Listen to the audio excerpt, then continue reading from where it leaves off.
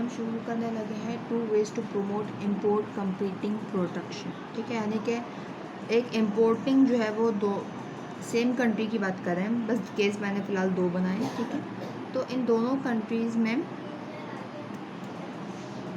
या कंट्री तो सेम है, सॉरी, तो एक इम्पोर्ट कंट्री है और उसके अंदर जो प्रोडक्शन है जो इम्पोर्ट से कम्पीट कर रही है उसको प्रमोशन की ज़रूरत है, यानी कि डोमेस्टिक एम्प्लॉयमेंट भी बढ़ानी ज़रूरी है। ठीक है, तो उसके लिए जो है 2 केसेस हैं, या तो टैरिफ ऑन इम्पोर्ट्स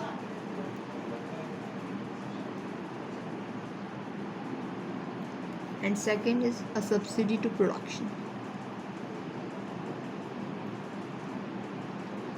ठीक है, ठीक है, तो पहले तो ये बने हुए हैं। ठीक है, ये इसके साथ मैं आपको नीचे वाला कर्व जो है थोड़ा सा दिखा भी दूँ और एक्सप्लेन कर दूँ। ठीक है, तो ये क्या है, क्वांटिटी मार्जिनल एक्सटर्नल बेनिफिट।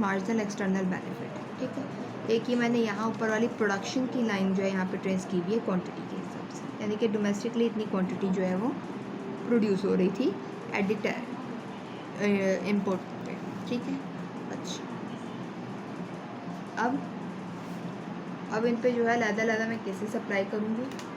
पहले जो है फॉर एग्ज़ाम्पल 30 का चलन लेते हैं, 30 का। ठीक है, यानी कि 30 का टैरिफ और 30 की सब्सिडी अगर प्रोडक्शन को दी जाए तो क्या फ़र्क पड़ेगा। तो 30 का टैरिफ लगना यानी कि पूरी की पूरी एक स्ट्रेट लाइन बन जाएगी और ये 330 हो जाएगा। ठीक है, और 30 की सब्सिडी का मिलना यानी कि सिर्फ प्रोडक्शन साइड को ये 30 की सब्सिडी मिलेगी। ठीक है, तो सिर्फ प्रोडक्शन को सब्सिडी दी गई, इसलिए सिर्फ सप्लाई साइड पे डिमांड को टच भी नहीं किया जा सकता। ठीक है, तो अब ये आ गया आपका टैरिफ का केस। तो आप लोगों ने अगर नहीं देखा हुआ तो मेरा मौजूद है कि अगर टैरिफ लगता है इंपोर्ट्स के ऊपर तो क्या होता है स्मॉल कंट्री केस, हम उसकी बात कर रहे हैं। तो मैं उसमें देखा हुआ है कि बी और डी जो है ये हमारे डेड वेट लॉस है।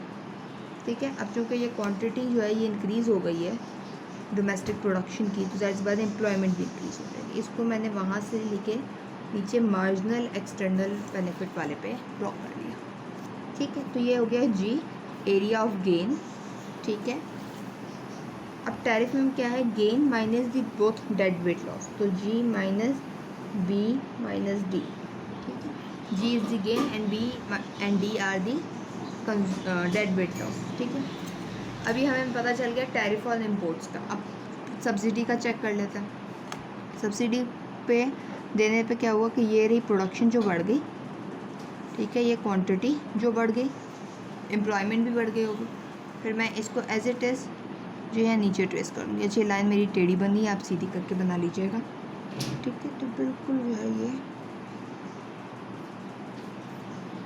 लाइन टेढ़ी बना ली ये यहाँ से।